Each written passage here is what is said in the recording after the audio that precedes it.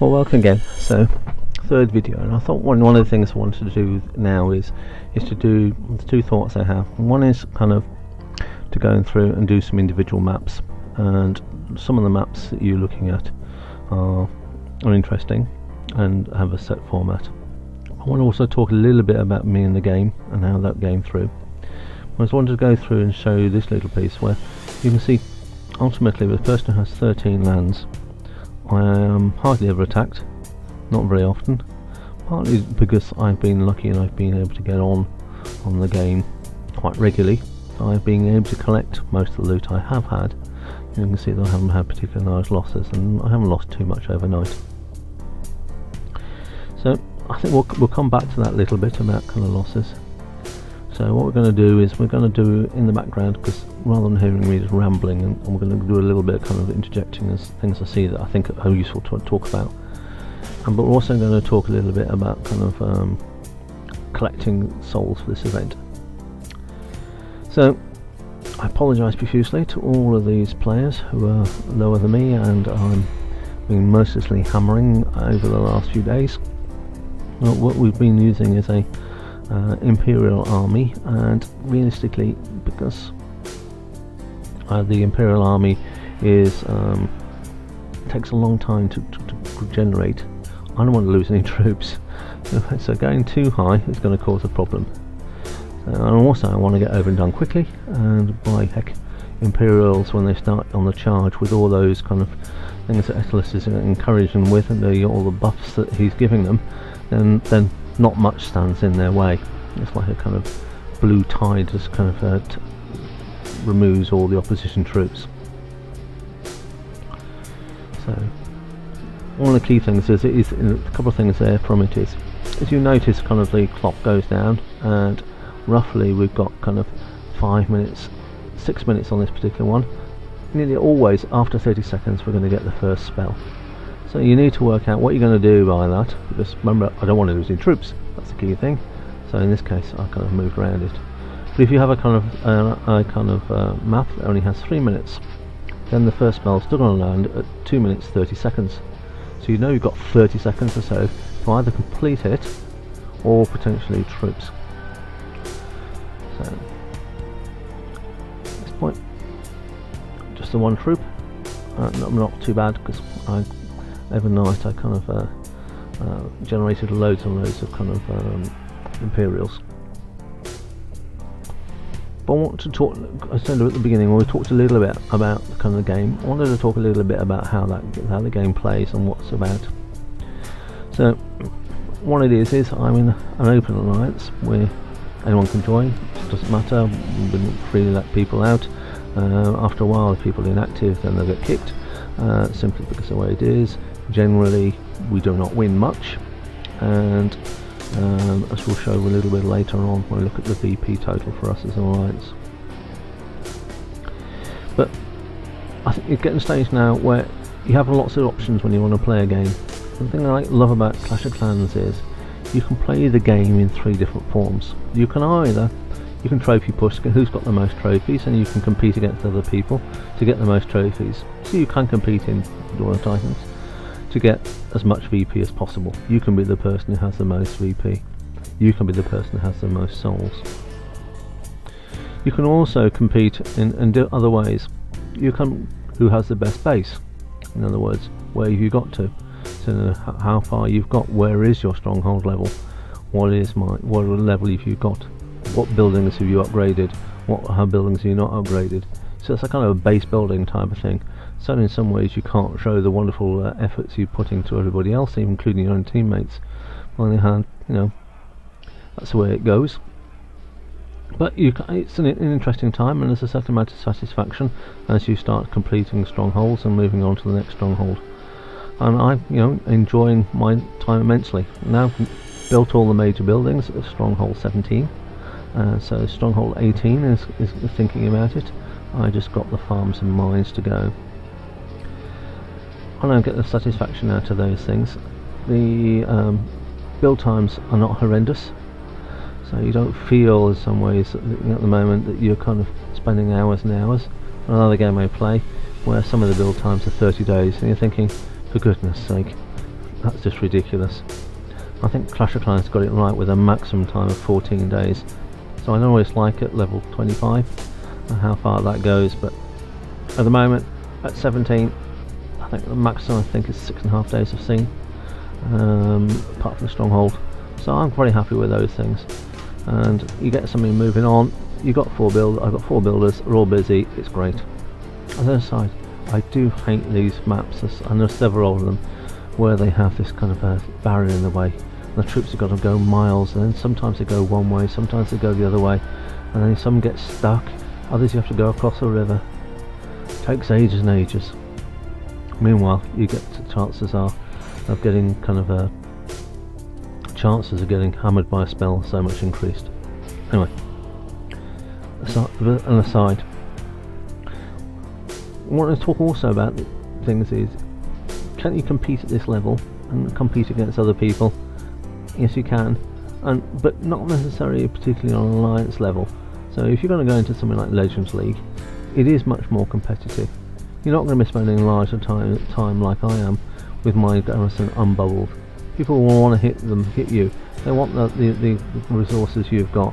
They want the VP you've gained at the end of the season. And those sort of things means it's a different game. It is a different game in between kind of Legends League, and Champions League. And it does mean that you have to play it and be willing to play it in a different way. So after this event, I spent far too much time playing this game, and at this point I shall be having a bit of a rest. I certainly think I shall not be doing the next event. It has to be something remarkable for me to want to do it next. Partly because I have been off work for a little while, and I have to go back to work because that's why you pay for all these gems, and it's important to go back. Let's just show the point. So 70 million is the top leader in our alliance, our server, and we're down at 8 million, 7 million. Demotion zones, 5 million. We are miles away from actually getting anything that's any relevance. We're not going to win any prizes. If you look at the top scale though, so that's 70 million, so what we're now 338 million, so top lot completely higher. In our server, 11 million for the top player. I'm 21st, 3.5 million. I know jolly well if I was to go up and we were now to play in Legend League, I'm not going to get anywhere close to that, even the number of attacks I've got, because every time I'm winning it, I'll be losing some as people attack my garrison. So it is a different game, it is different, but you can play it at different levels. You don't have to necessarily think that I must get up to Legend League and that's the pinnacle of the game, and suddenly you get there and you realise, oh, it wasn't quite as I imagined. So for a lot of people it's great, a lot of fun. The key thing about it is one of the things you need time. A good aside on this particular map is, when you get used to a map, you know jolly well where things are going to hide, and that does help very quickly to get the map clear quicker and to lose less troops. At this map, they always have either grenadiers or pikemen in the left-hand trees, and as you go up the kind of islands, go up, then you'll find that something appears on the right-hand side as well. So if you look at the end of this things, Actually, it's pleased with himself as always. And I only lost one troop, so that's quite nice. Well, 860th, 1 hour 35 minutes to go. Still a long way to go before we get to the top. And but a lot of people taking part to get there.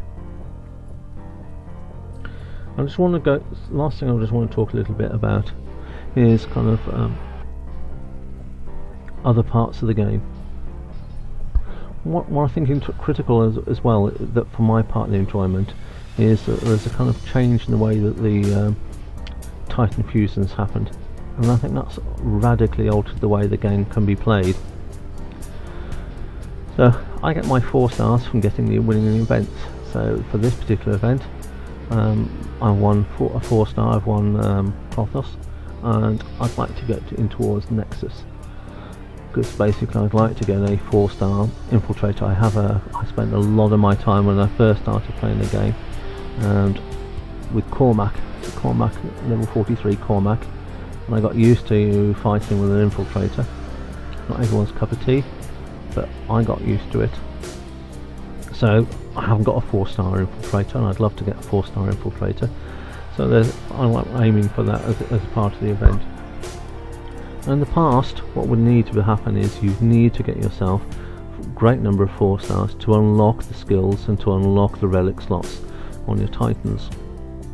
But now it's not as necessary, because all I need to do is either I have to win battles, or I can put in as many more 1 stars. So when you've gone through this event, I've got huge numbers of 1 stars and 2 stars from this event. They're all probably going to end up as food to one of the Titans, whichever one I'm deciding to play around with at the particular time. But so the kind of need to get 4 stars to unlock those slots as you used to have is now gone. So at least there's less incentive to have to play in the Legends League to get those high level Titans. Because the highest Titan you can get, if you win the Champions League, is a 3-star Titan.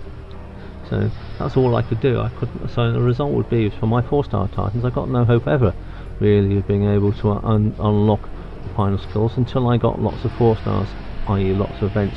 Lots of events involves lots of money, and this particular event cost me far too much. And I'm glad my wife doesn't watch YouTube, so she doesn't know how much, although she may see the bills afterwards. But the game is therefore changed. If you look at my things, I've been using Etalus through this event. So Etalus, I had put in 19 2-stars, try and unlock that 3rd relic slot, with no success. So now he's got to level kind of 30, 31.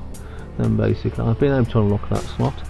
A lot more kind of Imperial Critical, I think is his level.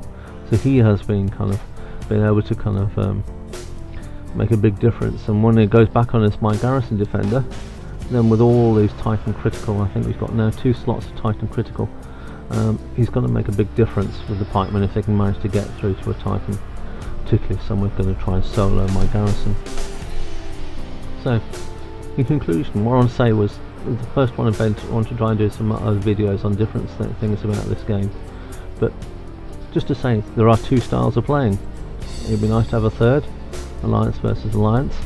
But the first one is big competition in Legend League, seeing what we're going through. Second one is